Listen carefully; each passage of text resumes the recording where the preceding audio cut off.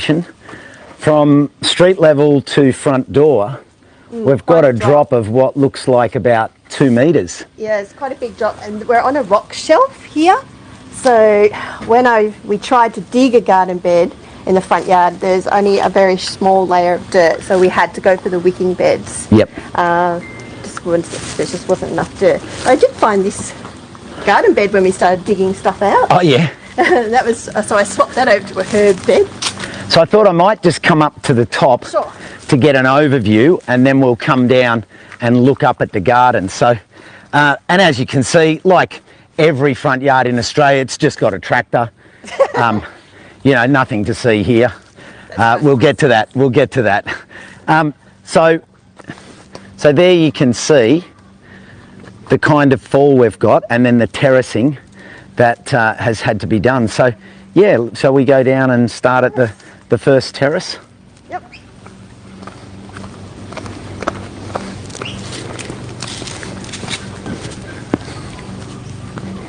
So you had to build up because there's rock underneath. So we tried to use all recycled materials.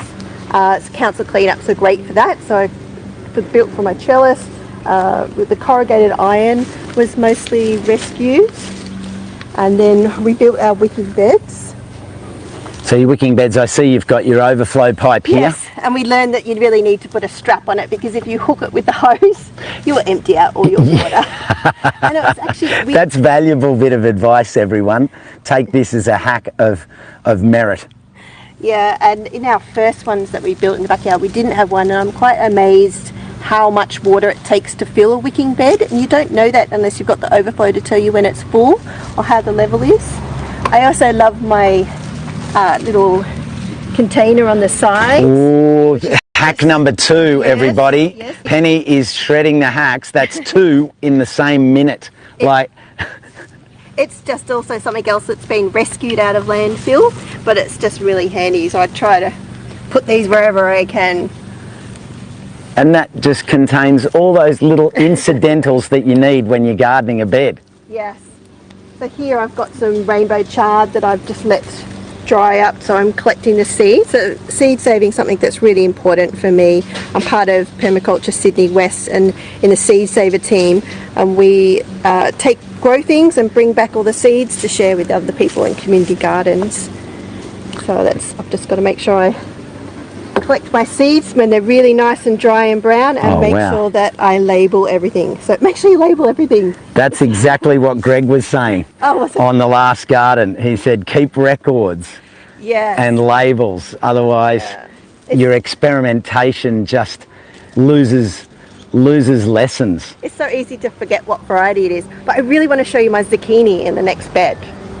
Okay, let's go. Now we've got a comment here. I'm just trying to see the... it's a bit sunny. Yeah. Oh, they had a May bush in honour of their mum, May. Oh, that's so nice. Oh, that's nice, up on the sunny coast. Karen, thanks for sharing that story, Karen. A May bush for May. Oh, yeah. Hang on. Hold the phone, everyone. We're on our way in. This one I accidentally, obviously I've forgotten, I haven't looked at this for a couple of days, and look, it just, all the rain we've had in Sydney this summer, the zucchini's gone gangbusters. That's not quite ready, but this one's a bit too far. Yeah. But then this one is the one I kept early on for seeds. So I'm hoping to get seeds this year when it dries, when it dies off. Oh, that's a monster. It is. That's a ripper. It is. I notice here, carrying on the theme from our garden number 1, the in-bed worm farm. Yes, I like feeding it with just some banana peels. I just chuck them in, and it's because this is a wicking bed, just like in the balcony garden that Wendy has. You've got to make sure that you add all the nutrients as it gets used up each season. And I make my own compost from the backyard, put that in, but I also like having the worm tower to help stir it all around and keep everything healthy in there. And those sunflowers came out especially for you. Oh, and the trail. Look. The cockatoos have already tried ripping them off. They've only been out since Tuesday, and it's Sunday. Just for the record, actually, can you hold the camera for a sec, it's going to make Penny? And watch this. like that's so ground level. And as you can see, I'm 2 meters tall, so it must be only 2.1 meters. Nah, they're massive. It's a high sun evening sunflower. It's really a lot taller than I was expecting. The cockatoos ate off the main head that it had. Oh, I did that. Oh, so it was. Oh, yeah, I can see the broken. Yeah. So it went even higher. Yeah, and then it had to grow the side shoots, so we finally got there. Now, is that a bit of sparrow grass I see here? Oh, it is. Look at this. How long has this? It's been about 3 or 4 years, so this is the first year I'm finally eating it. So I grew up with being force-fed asparagus because it grows in sun rays like a weed. Yeah, there's one. It just grows so fast, you've got to watch it really quick, be ready to pick it fast. Wow. Lovely crunch when you pick it fresh and eat it raw. It's delicious. Celia said, take a picture of Costa and the sunflowers. And I'm wearing my whole entire yellow. I didn't realise it was subliminal. I thought, what will I wear? I better match the sunflowers. So there we go. All right, so... See some rest of our finds. So these are bed heads that we rescued from landfill. So here's an interesting one just for people to think about. Celia's gone with a ramp here, or was this here? Yeah, this was actually all here. It's just grass, so I'm not sure what the original vision was, but we just mowed it and there was nothing really happening. But I do love the ramp. Yeah, it's quite an easy way to move down. So thank you to the original owners. Yes. Now we're facing southwest, south, north, east. Oh yeah, so the back of the front of the house is facing south, kind of westish. But look, it's got absolutely no blockage, so it gets the full sun the whole time. So even though that's north, even in winter, you're still going to get sun here because of the angle. Down there, it gets more shady Yep. in that third layer. But these top 2 tiers, it's sunny. Hello, Jan from Bungarook near Colac, Western Victoria. Welcome. That ramp is great access, said Amanda. Yeah, it sure is. So these bed heads, I found out about them through Swap Sydney. I swapped some sourdough starter. Oh, on the secret exchange. On the secret exchange. And this chair is from council cleanup. So it was in pieces when we got it, and now it's a really nice place for me to sit and read. And the lavender I grew from cuttings. It's a very tough spot along the driveway. There's hardly any soil, or it's very hot. But I've grown a wall of lavenders now, so it creates a bit of privacy. And I just love the flowers, the bees, and for everything else. The bees would love it for sure. Yeah. Let's have a little look from the perspective of the chair. Oh, I'm capturing all our other camera folk. As I send them, I send poor Luke, who will do a little solo interview with Luke towards the end of the day, because he's working like a Trojan on footage for the website. This is a lovely view. It is. I really like sitting here and reading and just relaxing and enjoying my garden. If I get hungry, I just reach out and pick something. Got a bit of celery there right now. And are they invasive neighbours? No, they're the best neighbours. And the one's walking down the path, and there's your neighbours up there. They're also fabulous neighbours. What are their names? There's Katrin and there's Laura. Katrin, Laura. Look, Laura, and where's Susan gone? And we've got the Elliots up there. Hello. Lovely to see you both. So we got a bit more garden here. And I really like being gardening in the front yard because people walk by and I get to talk to them about my garden and about gardening and sharing the knowledge with them, and that's something that I'm passionate about, and it's really great. So actually gardening in the front yard turned out to be a blessing. It is, isn't it? Yeah. Otherwise you'd be, because you're so far from people down there on the lower level, and you're not really seeing anyone, and then you've got the golf course, so it's not like you're looking to neighbours at the back. So it was a godsend. Yes, and we've been able to share things. So the next door neighbours now we have some lavender. We can share our produce. They've given me some lovely bean seeds, and we share with the other people in the street. So it's really cool. That's nice. Yeah, it is. That's nice. It's great. Now what's this say? On a farm from my pumpkin and zucchini where my husband liquid manure. washes out his cattle truck, liquid manure, flood irrigation around raised beds. They love it. Jan Healy, everyone would love liquid irrigation like that. Loving the neighbour involvement. Yeah, it's beautiful, Cecilia. It's beautiful. Yeah, it's really fun. Rough Trade Sydney is another really good site to swap produce, materials and pay. There you go, everyone. There's another good hack. Rough Trade Sydney. I haven't heard of that. Thanks for sharing that one, Apple Blossom. All right, we'll continue on. Up we get. Amanda said, you two on the same screen. Hi, Amanda. Amanda's in America. She used to be my gardening buddy. Oh, really? Yes. Now, there's some nice yellow tomatoes here. Oh, yes, these tomatoes. Are these, it's funny. What are these ones called? Well, you know what? These are ones that I grew many years ago, and they just keep on coming back. I tried to grow some fancy Thai egg ones and some white cherry ones. None of those flourished this year, but the good old tomato that I've been growing every year that just keeps on reproducing. I was ripping them out, and in the end I was like, okay, you can live. You win. Yeah. You're obviously acclimatized to my garden bed, and you want to grow, and it's amazing. Oh, they're good. They're good. I've been trying to grow some watermelons. My kids are a bit disgusted because I like growing different varieties, and the Seed Savers Club I'm in, it's all about heirlooms and trying things a bit different to what you would normally grow. So this one is a champagne watermelon, so it's white inside. White? Yeah, and before that I've grown a lot of cream of Saskatchewan, I can't pronounce it properly, Saskatchewan. Saskatchewan.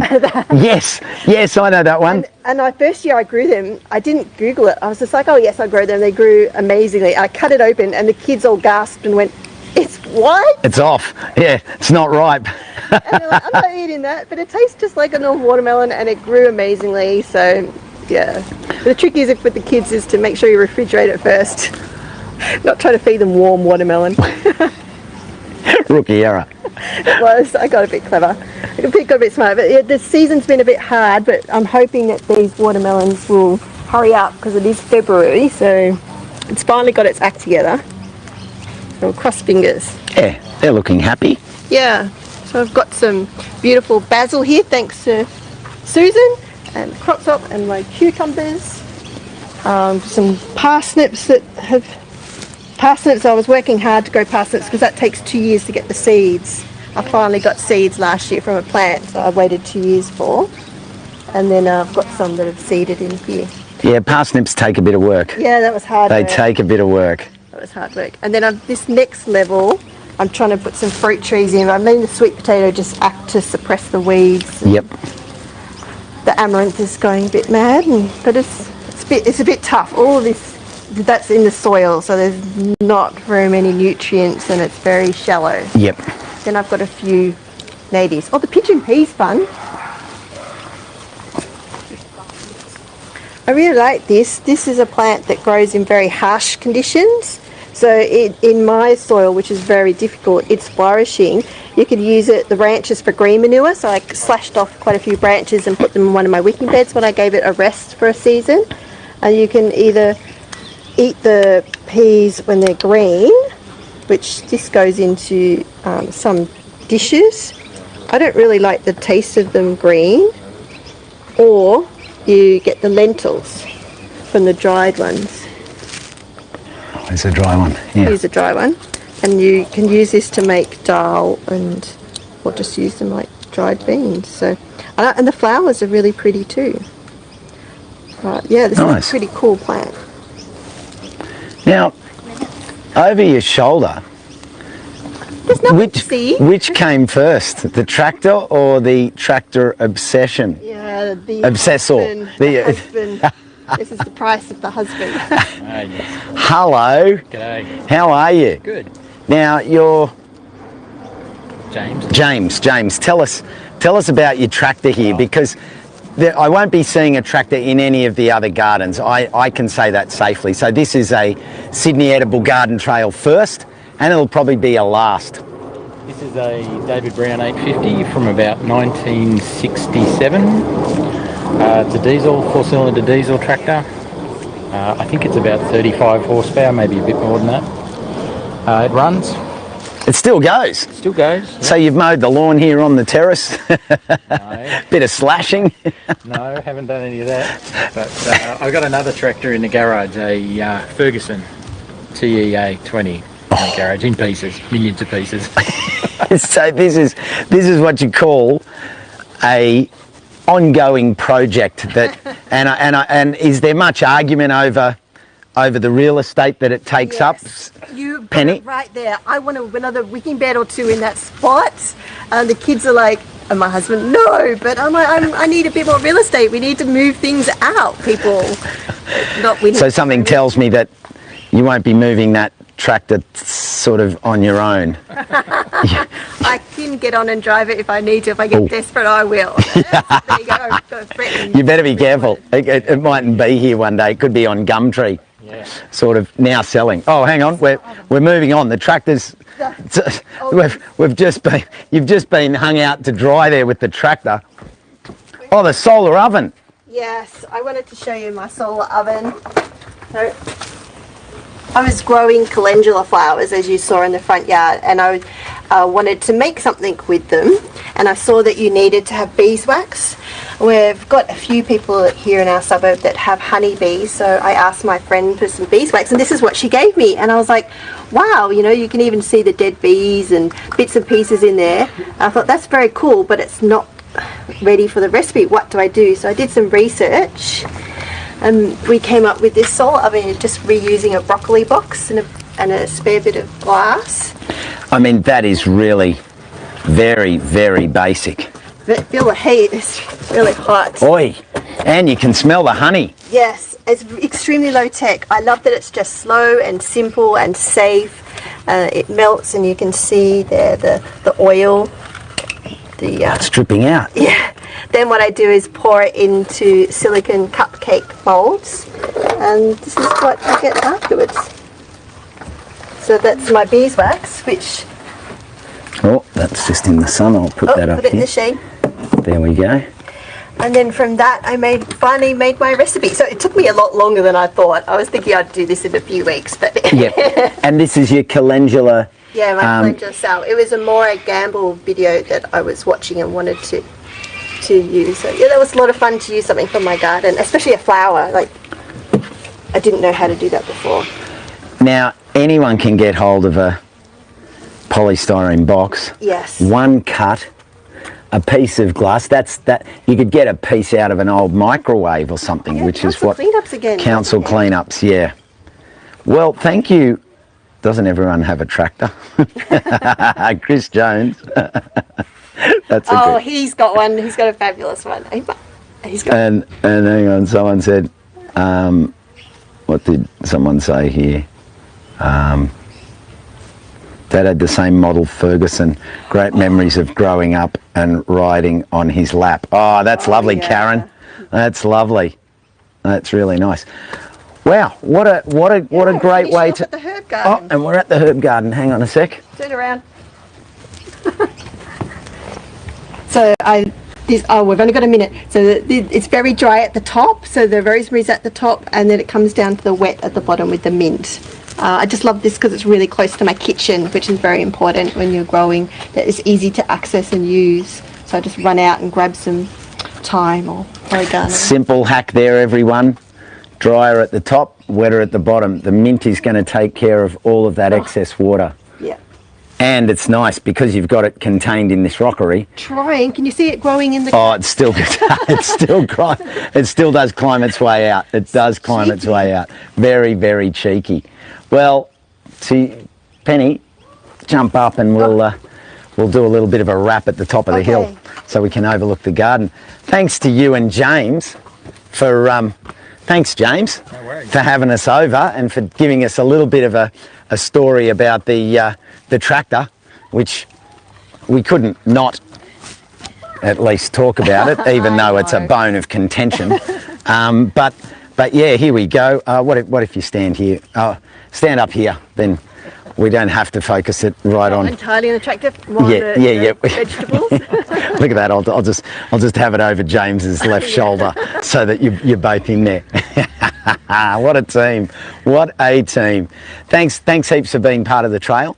Thanks for the wonderful hints and tips and tricks that you've shared, and for opening up your garden to the crowd who's watching from all over Australia. It's really special. Well, thanks to everyone for listening.